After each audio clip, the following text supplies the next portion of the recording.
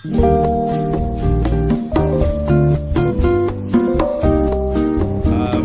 finally natuman ang imuhang dambog pangandoy para diri sa to ang pantalan og I believe nga gikuyunan jud ni sa mga negosyento.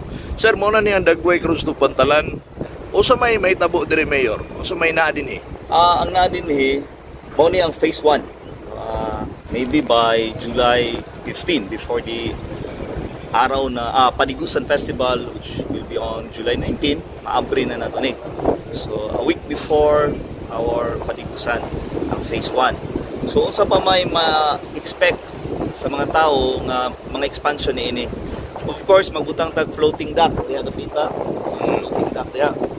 Kay para ang gustong usakay og bangka, usakay og pump boat or kung naay mga kanang bitong nag-tour, motor, muha. Kanya di sila gusto mabasa ng pasahero. So gamit sila ani nga to ang floating dock. Nya apil as sa floating dock mao ang floating cottages kadi ako na ibuta. So may mga cottages diha, floating cottages. And then ay liguanan, ay portion liguanan, so naka-kuan siya na siya line para dili mulapas ang maligo. Pero nag-require ta og kuan diha kanang life vest ay maligo medyo lalom-lalom. So mao na diha dapita.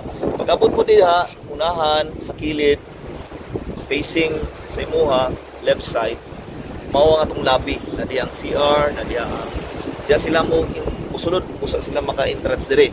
So muagi sa sila dito sa lobby. So na reception area dito, may toilets, ay of course, may kalingkuran, may couch. Sa atbang po na ang kuan mao ang expansion pod sa to. Diha ang mga tinda, maninda pero noon mo renta sila sa city government. Dako-dako nga space. Yang kani siya na roof mao ni ang ato ang diri dalo ng mga pagkaon. Expand pa nato na yung covered diri kay mas nindot mo sa ato pa mas nindot ang landong diri mao ni nakita nato. Ato na lang ilupok dito kanang entrance dia ang roofing. So mao ni ang gitawag nato Digo City Heritage Wharf. So nganong nahimo man ang Heritage Wharf, no? Kani kabahin ni sa kasaysayan sa ato ang syudad kay dugay na kay ning struktura apan napabayaan. So nakita na ko ni, and that's the reason I requested badung Dumugo para mahimong ma-preserve ni nga lugar. So I talked with Councilor Dumugo and Councilor Lisa Cagas para atuang ma-preserve ang atuang pantalan.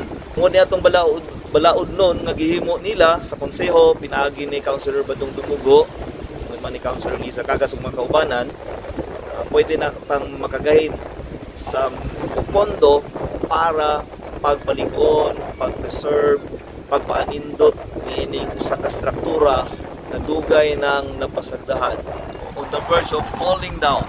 Okay, nakita mo ninyo sa una, naguba na bigay ni niya ano dili man nato pagbubuhon. So mo toy na butang sa mong nauna, ano himo dili man nato ni himo tourism destination. Daghan man kaayong nagaani diri. So para mahimo siyang tourism destination, ato sang i-develop, and this is the phase 1. Bunga ni sa atong mayong nauna, kabahin ni sa atong gihimo nga gitawag nato division of development, paglampos Digo City to give more opportunities for employments. And of course, daghang kasuluyan ng mga tao, daghang masuroy, buhi ang negosyo. May tabuan ni sir na ay mga lamisa din ang mga kananan. Sa kana nga kabahin, si Sir Lalang Igos ang mag-assign asa dapita ang atong mga stalls.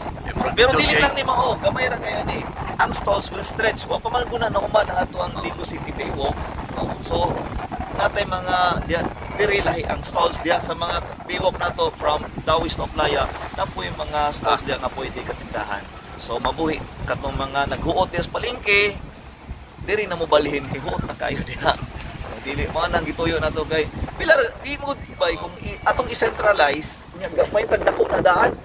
Gamay man gugay na, we cannot expand kaning mga economic centers nato daan, economic at financial centers of Digo City. Kanang mga naay panginabuhian. Kung dito na po ibutang tanan ang pag-develop, kumalo ko nga ang capacity dili na ka-accommodate sa mga bagong migrante. So nya may mga to sila ray gustong magnegosyo na may mga bagong generations, mga tubo nga gusto pong manginabuhi. So di ko maghimong dinaaning lugar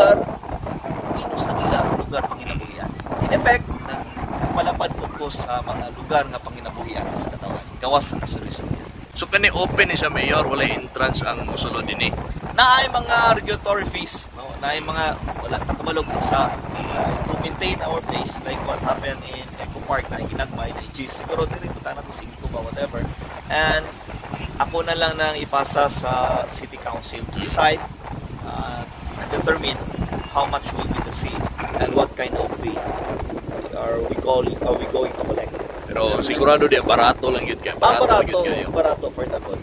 Pareha sa Eco Park, barato lang kayo po. Dismantle sa Eco Park, siguro din po, tanga ito 5. Bill na kay, balo ka, ang public place code kung pabiyaan lang na ito, kapag sabi ito ka itong i-share na ito, kaya na silang kamayon ta, na mamintinar ang kalimpyo, dili bandal-bandalan, mahita po lang na kung natay-hire na tao para mabantay din yung kabalo yun ta, no, sakto na lang ito, kaya medyo buyot po sa maagi na ito, namin na on how we treat government property, may nga na itaan, pero bitaw na, here, gusto mo na ito, itong mentality, gusto mo na ito, itong mindset, nahinay lang, before na mausap itong mindset, na ay mga tao na adere, ay para hinahinay po sa pagpangga na to sa lugar na to, kani usang ka, although this is for the people and this comes from the people's money, pero kinahanglan dili na to ang mga bungad pagkitad pa daghang pang malipay o